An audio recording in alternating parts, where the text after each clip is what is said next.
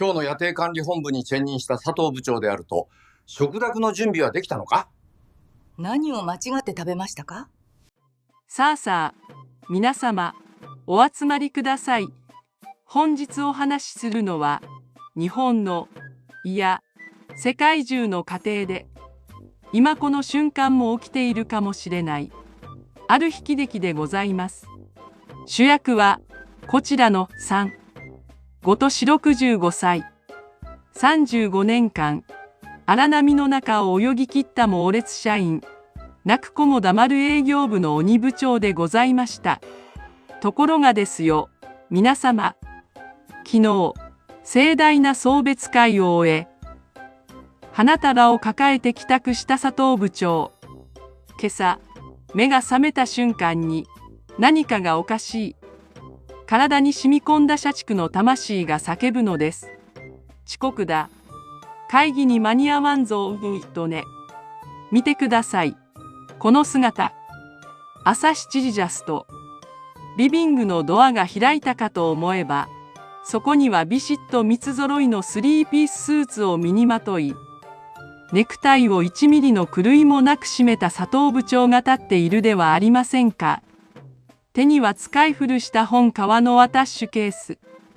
足元は夫、さすがに土足現金。ピカピカのビジネススリッパですな。佐藤部長、寝ぽけめの妻、水木さんに向かって、腹の底から響く声でこうのたまいます。おはよう。本日より、家庭管理本部に着任した金だ。第一会議室。つまり食卓の準備はできているか。水木さんは固まりました。手に持ったトーストがポロッと落ちるのも気づきません。あのね、お父さん。そこは会議室じゃなくて、ただのダイニングテーブル。それから、その格好は何？これから葬式にでも行くの？それとも、まさか会社に行くつもり？佐藤部長はふんと鼻で笑い、腕時計をちらり。冗談を言うな。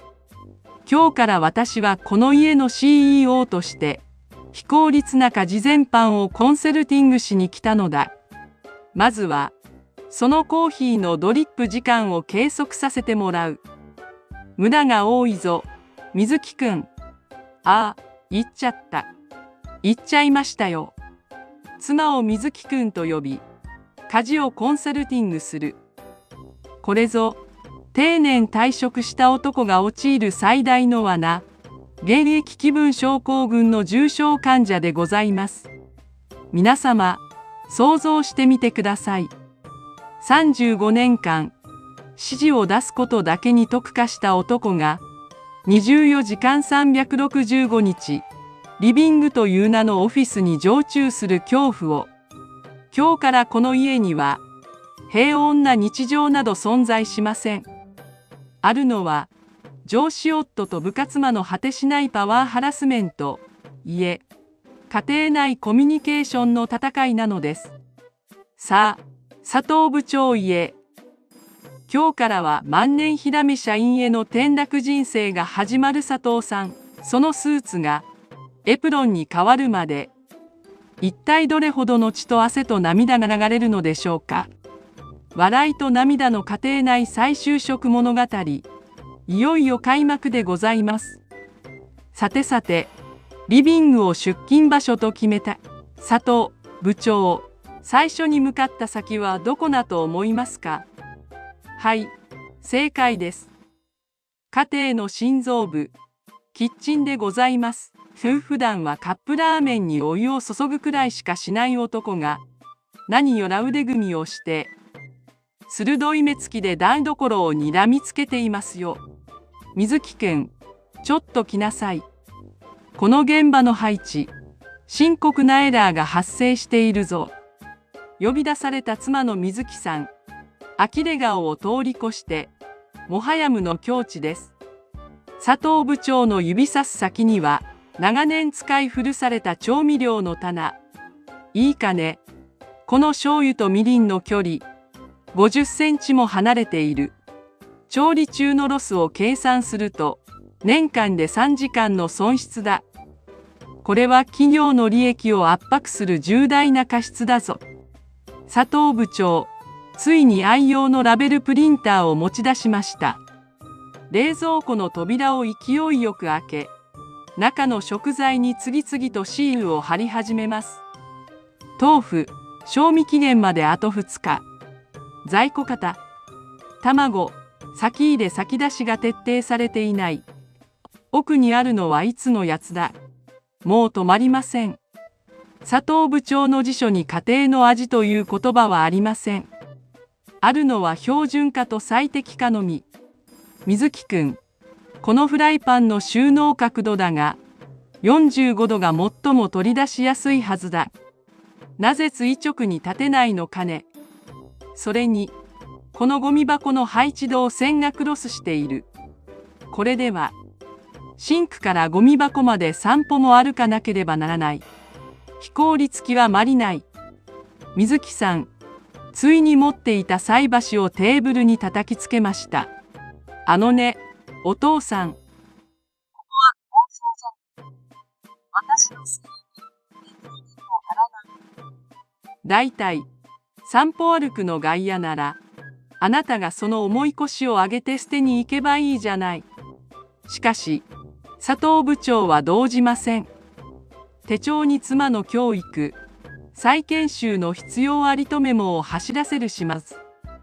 挙句の果てには、近所のスーパーのチラシを手に取り、サバの仕入れ価格が昨対比で 5% 上昇している。代替品としてイワシを検討すべきだ。BP 購買価格の改善案を夕方までに提出したまえ。ああ、皆様、これが見えますか。キッチンの隅で、ラベルだらけになった納豆のパックが鳴いています。そして、水木さんの背後には、まるで火山の噴火直前のような、ドロドロとした怒りのマグマが煮えたぎっております。佐藤部長、あなたは気づいていない。ビジネスの世界では改善と言いますが、家庭の世界ではそれを余計直すわ、と呼ぶのだということを。さあ、この家庭内監査、一体どこまでエスカレートするのでしょうか。待って、外出するにはこの外出申請書を作成させてください。なんと。これがないと外出は許可できません。時計の針は午前10時半を回りました。皆様、この時間は世の主婦たちが最も警戒すべき間の時間でございます。リビングのデスクは、失礼、ただのこたつでしたね。そこに陣取った部長、パソコンも電源が入っていないのに、何やらカチャカチャと指を動かして深いため息をつきました。水木くん、ちょっといいかね。そろそろ午前の定例報告の時間だ。本日のランチプロジェクトの進捗状況はどうなっている？メニュー案のプレゼンがまだ届いていないようだが、台所で洗濯機を回していた水木さん、耳を疑いました。はあ、ランチプロジェクト、何言ってるの、お父さん。冷蔵庫にあるもので適当に済ませるわよ。焼きそば棚にかでいいでしょう。これを聞いた部長、ガタッと立ち上がりました。顔はまるで重大なコンプライアンス違反を見つけた監査役のようです。適当だと。水木くん、君は家庭という組織の給食担当責任者だろう。行き当たりばったりの運営は、家計のキャッシュフローを乱す元凶だ。炭水化物に偏った焼きそばだけでは、私の健康維持という人的資源の保全に支障をきたす恐れがある。至急、タンパク質とビタミンを補完した修正案を再提出したまえ。水木さん、ついに持っていた洗濯物のかごを床にドスンと置きました。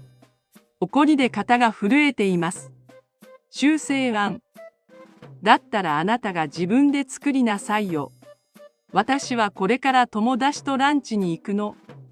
あなたの分はそこにカップラーメンを置いておくから、勝手にセルフソリューションしてちょうだい。慌ててコートを羽織り、家を出ようとする水木さん。しかし、佐藤部長はその行く手を阻むように玄関に立ちふさがりました。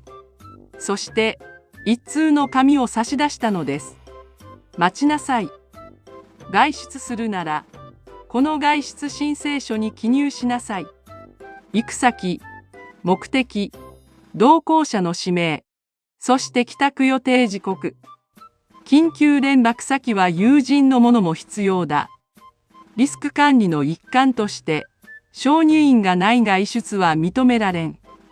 皆様、見てください。水木さんの顔がまるでお盆に飾る真っ赤なナスのようにほてっております。承認印。ね、お父さん。私はあなたの部下じゃないの。妻なのよ。帰宅時刻。気が向いたら帰るわよ。緊急連絡先なんて警察か弁護士にでも聞きなさい。バタン。響き渡るドアの音。佐藤部長、静まり返った玄関で一人、ポツンと取り残されました。手元には、誰も記入してくれない真っ白な申請書が、やれやれ、最近の若手や、最近の妻は統率が取れん。これは組織改革が必要だな。佐藤部長、それは組織改革じゃなくて、ただの熟年離婚への片道切符かもしれませんよ。一人残されたリビングで、お腹の虫がぎゅっとなりました。どうやら CEO の胃袋は、まだ自炊というスキルをインストールしていないようですな。皆様、静まり返った我が家に、一人の男の闘志が燃え上がっております。妻水木さんに掃除くらいしておきなさい。と掃除機を押し付けられた金部長。普通の人なら適当に部員と回して終わるでしょう。しかし佐藤部長は違います。掃除もまたプロジェクトだ。戦略なき作業はただの労働に過ぎん。まず彼が取り出したのは A4 のコピー用紙。定規を使ってリビングの平面図を描き始めました。タイトルはクリーンアップミッション2026。赤ペンで埃の堆積予想ポイントをチェックし、風の通り道を計算して出すとフォールラインを特定します。まるで爆弾処理班のような真剣な眼差し。そして、いよいよ主役の登場です。最新式の自走式ロボット掃除機、ルンバクエン。部長は彼に向かってビシッと指をさしました。新入り、よく来て。今日のルートは A エリアから C エリアへの時計回りだ。私の指示に従え。スイッチオン。しかし、ルンバ君は部長の指示を無視して、いきなりソファーの下へ直行。おい、待て。そこは第2フェーズだぞ。勝手な行動は許さん。佐藤部長、四つん這いになって掃除機を追いかけます。しかし、最新テクノロジーは非常です。ルンバ君は部長の足首に激突し、さらにはリビングのカーテンを巻き込み始めました。貴様、反抗期か。上司の命令が危険のか。パニックに陥った部長、今度は手動の掃除機を持ち出しますが、運悪く長いコードが自分の足に絡まり、まるで亀のようにひっくり返ってしまいました。その横を、ルンバ君が無慈悲にガガガッと通り過ぎていきます。うわー、救助要請、水木君、至急援護を頼む。叫んだところで、帰ってくるのは換気扇の回る音だけ。結局、リビングは掃除前より散らかり、部長は高度の海の中で遭難してしまいました。まさに007ならぬ00.0点の作戦失敗。皆様、見てください。あんなに威厳のあった部長が、今やリビングの床で掃除機とプロレスをしている姿を、効率化を叫んだ男が、最も非効率な午後を過ごしております。これぞ、定年退職後の男がじき免れる現実という名の高い壁なのですな。命からがら家を脱出した金部長。向かった先は近所のコンビニローソンや、彼にとってはここが新しいサテライトオフィスでございます。イートインコーナーの隅っこ、一番目立たない席に陣取り、100円のホットコーヒー一杯で粘る覚悟です。ところが、先客がいました。おや、あそこに座っているのは、元営業部、専務と人事部の入り時ではありませんか。お、佐藤君じゃないか。君も自宅待機を命じられたのかね。専務の声には、かつての威厳などみじんもありません。目の前には飲み干したカップラーメンの容器が虚しく置かれています。専務医へ、パクさん。私も今、家事をめぐる組織改編に失敗しまして、現在の我が家は、私の入室を許可しないロックアウト状態であります。3人の元重役が、コンビニの硬い椅子に座り、まるで極秘プロジェクトの会議のように声を潜めて話し始めます。タイトルは第二次コンビニ定例会議妻という名の CEO への対策案。専務がため息をつきます。佐藤君、家事は甘くないぞ。私は昨日、洗濯物の干し方が甘いと妻から始末書を書かされた。ベランダという名の現場は、想像以上に過酷だ。入り時もうなずきます。私などは、ゴミ出しの分別を間違えて、地域住民からコンプライアンス違反で通報されそうになった。人事評価なら得意だが、プラスチックと紙の評価は難しい。皆様、見てください。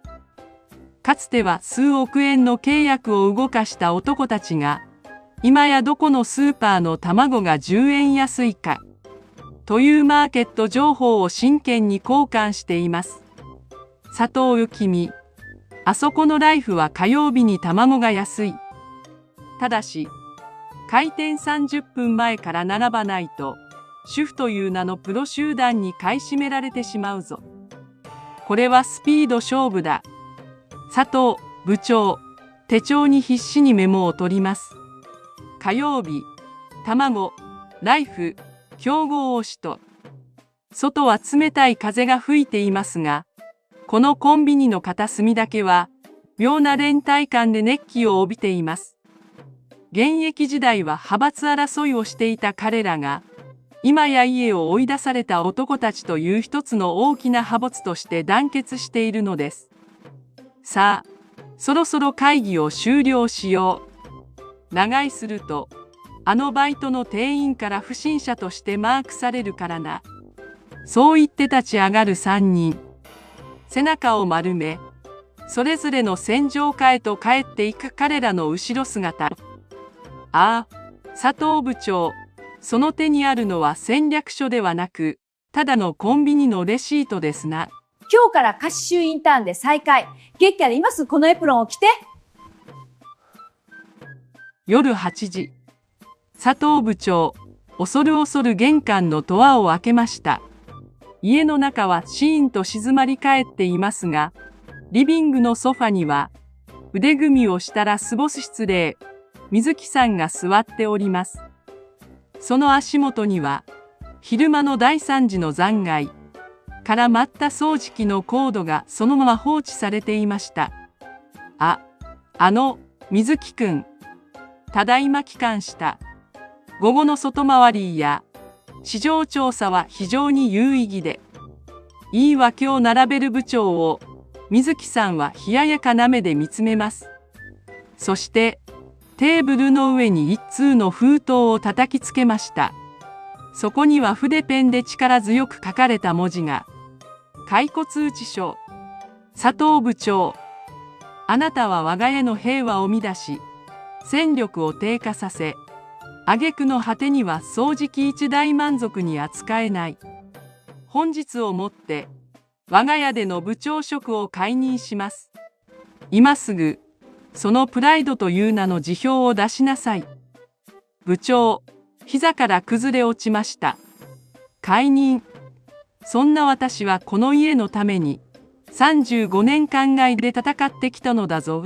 終身雇用ではないのか。水木さんは立ち上がり、厳しい口調で続けます。外で頑張ったのは認めるわ。でもね、ここは会社じゃないの。上司も部下もいない。ただの家族なのよ。どうしてもこの家にいたいなら、部長の肩書きを捨てて、今日からか地味ならインターンとしてやり直しなさい。給料言え、お小遣いカットが嫌なら、今すぐその高いスーツを脱いで、このエプロンをつけなさい。差し出されたのは、どこから見ても可愛らしい、ピンクのフリルがついたクマさん柄のエプロン。佐藤部長、震える手でそれを受け取りました。かつては数千人の部下を率いたその手が、今、クマさんの首紐を結ぼうとしています。わかりました。本日付で、金部長は退職いたします。明日からはいえ、今この瞬間からは、新人インターンの金として、雑用から修行させていただきます。皆様、見てください。日本一スーツが似合っていた男が、今、ピンクのクマさんと一体化しました。プライドという名の重い鎧を脱ぎ捨てた部長の顔は、どこか吹っ切れたような、すがすがしささえ感じられます。水木さんへ、奥様。まずは、この掃除機のコードの解き方から、ご指導ご鞭達のほど、よろしくお願い申し上げます。ああ、これぞ真のソリューション。組織のトップが現場の苦労を知る。これこそが、家庭円満という名の巨大プロジェクトの第一歩なのですな。ハニー待って、今日夕方は美味しいサバ煮てあげる。あれから1年。皆様、あの鬼部長こと金さんは今、どうしているでしょうか。朝7時、リビングのドアが勢いよく開きます。でも、そこに立っているのはスーツ姿の男ではありません。よし、作戦開始だ。今日のターゲットは、スーパーイトーの特売、ノルウェー産のサバだ。鮮度 80% 以上の個体を確保するぞ。見てください。この見事な変身ぶり。腰にピンクのクマさんエプロン、腕には最強の武器買い物かご。かつてのアタッシュケースは、今やネギが一本飛び出したエコバッグに変わりました。佐藤さんは今、近所のスーパーのチラシをテーブルに広げ、色ペンで戦略を練っています。水木さん、今日の夕食のコストパフォーマンス CP は最高だぞ。クーポンを併用することで、作対費で食費を 15% 削減することに成功した。これこそが、真の家計最適化だ。隣で優雅にコーヒーを飲む水木さん、ニコニコしながらうなずきます。はいはい、インターン卒業ね。今じゃ私より買い物上手なんだから。そう、佐藤さんは気づいたのです。会社で部下を動かすよりも、スーパーのタイムセールで主婦たちの波をかき分け、最後の半額シール付きの肉を勝ち取ることの方が、はるかに高度な戦略と精神力が必要だということを。皆様、ここで佐藤さんの名言を一つ。会社は辞めれば終わりだが、家庭という名の組織は死ぬまで続く。そして、この組織で最も重要なのは、業績利益ではなく、笑顔福利厚生だったのだな。さあ、皆様、定年退職を迎える世のお父様方、そしてそれを迎える奥様方、銀髪をなびかせ、電動自転車で爆走する金さんの後ろ姿を見てください。